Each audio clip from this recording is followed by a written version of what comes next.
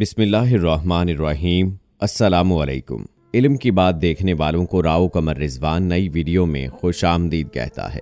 दोस्तों, अभी चंद दिन पहले ही खाना काबा के गुस्ल की रूह परवर तकरीब का इनाकाद किया गया, जिसमें सऊदी वली अहद शहजादा मोहम्मद बिन सलमान ने शिरकत की। और इस तकरीब में शहजादा मोहम्मद बिन सलमान ने खादमैन शरीफैन शाह सुलेमान की नुमाइंदगी करते हुए दीगर मुअज़्ज़िज़ीन के साथ हिस्सा लिया, खाना काबा को गुस्ल देने की सादत हासिल की। और उसके बाद खाना काबा के मैदान में, यानी जो अहाता काबा है, जो खाना काबा का ग्राउंड है, उसके अंदर इन्होंने सफाई करने की सादत भी हासिल की।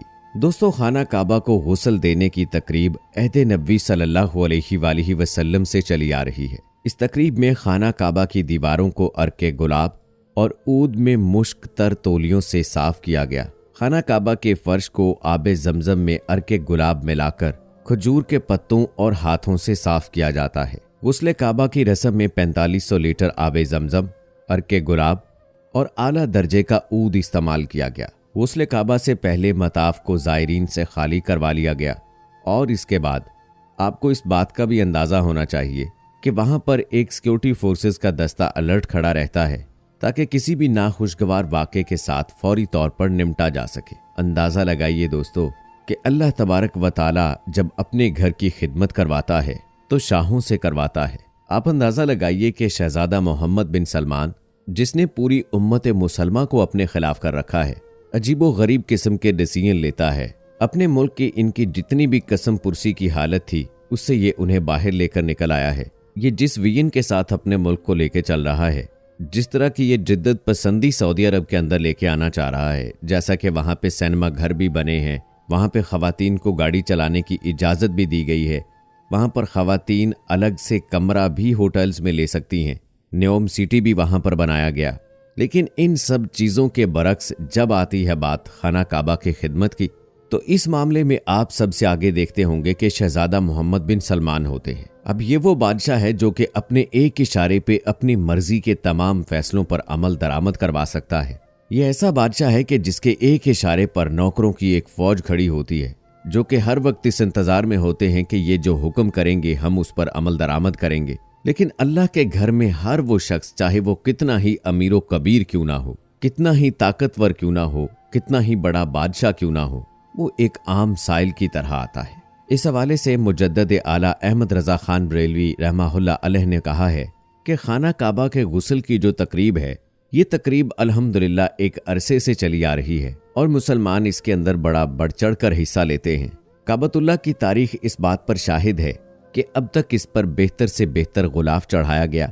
अहले इल्म ने इस पर नकीर नहीं फरमाई, बिलखसूस सल्फ़े सालिहीन, जिनके अफ़वालो अक़वाल को मिनारा हिदायत समझा जाता है, बल्कि फ़ेले हाजा को बनज़रे इस्तेहसान देखा जाता है।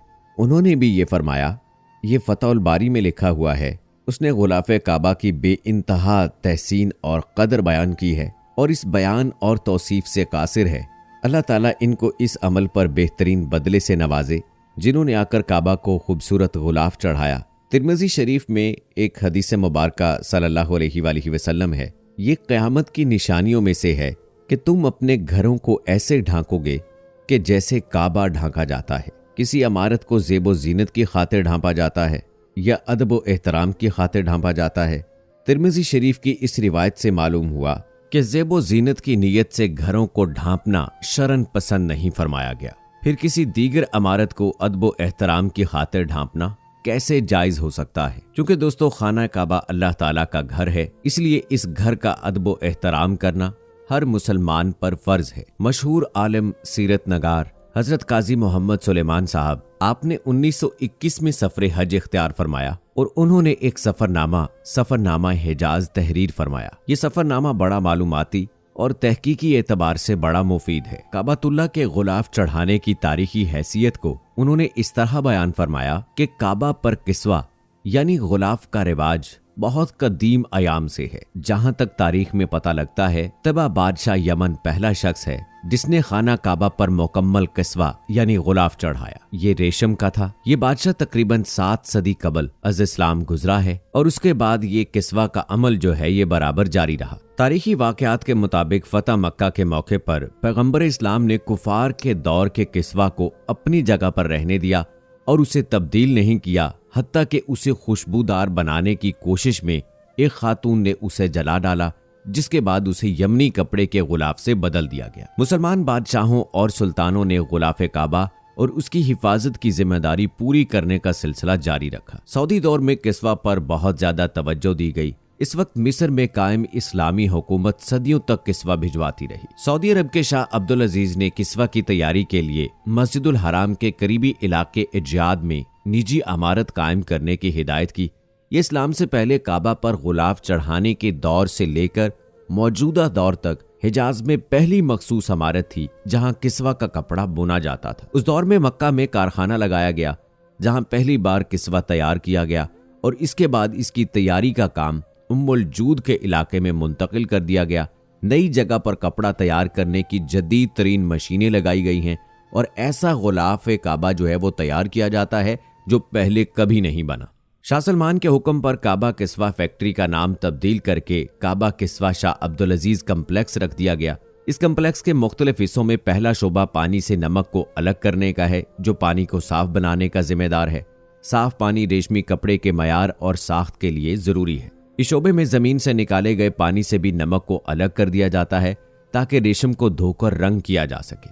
किस्वा का सूती अस्तर भी धोया जाता है और गुलाफ के बाहर वाले हिस्से के लिए रेशम को स्याह और अंदरूनी को सब्ज रंग दिया जाता है। जहां तक मशीनों पर कपड़े की तैयारी की बात है तो मुतलका कम्प्लेक्स में जदीद जैकार्ड मशीनें लगाई गई हैं जो कुरानी आयात की बुनाई और स्याह रेशमी कपड़ा तैयार करती हैं, जिस पर आयात और दुआएं दर्ज होती हैं। तारीखी रिवायात के मुताबिक काबा शरीफ के गुलाफ के रंगों की 7 तादाद थी। खाकी, सुर्ख, सफेद, जर्द, सब्ज, स्याह और सुनहरी रंगों के गिलाफ जो हैं वो बनाए गए। स्याह गुलाफ काबे शरीफ की तारीख में सबसे ज्यादा अरसे तक इस्तेमाल हुआ। बाज़-औक़ात एक ही वक्त में एक से ज्यादा रंगों का गुलाफ भी बना।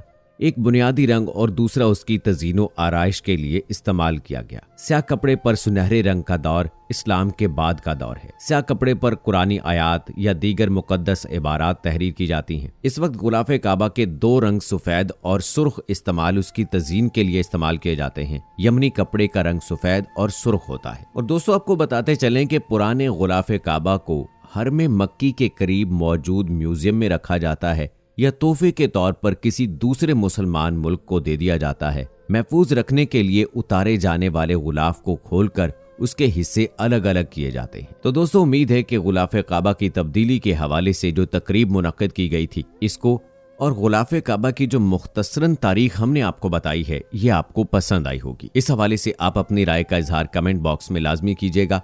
मुझे अगली वीडियो तक इजाजत दें। फी अमानिल्लाह।